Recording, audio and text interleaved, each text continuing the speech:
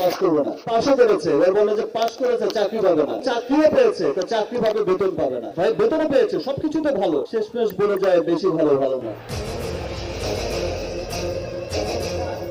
কোটা আন্দোলন নিয়ে প্রতিবাদ করায় এবার বিপাকে পড়েছেন সুপারস্টার শাকিব খান। তিনি গতকাল রাতে জরুরি সংবাদ সম্মেলন করেন নিজের বাসায়। সেখানে শাকিব খান বলেন, আমি প্রায় 2 যুগ ধরে মানুষের বিনোদনের জন্য কাজ করে আসছি। এদেশের ভালোর জন্য আমার মুভি বাইরের কান্ট্রিতে রিলিজ করতে আমাকে অনেক পরিশ্রম করতে হয়েছে। আর আমার সেই দেশের শিক্ষার্থীরা যখন বিপদে, আমি প্রতিবাদ না করে কিভাবে চুপ করে বসে থাকি? এদেশের জনগণের পক্ষ নিয়ে প্রতিবাদ করাটা আমার দায়িত্ব ছিল, আর আমি তাই করেছি। এখন আমার যা হবার হবে, আমি কাউকে ভয় করি না, কারণ আমার পাশে আমার দেশের লাখো কোটি ভক্ত রয়েছে। এদিকে এক সংবাদ সম্মেলনে শেখ হাসিনা বলেন, কিছু মানুষ আড়ালে বসে অনলাইনে উস্কানিমূলক কথা বলে শিক্ষার্থীদের ক্ষোভ আরো বাড়িয়ে দিচ্ছে।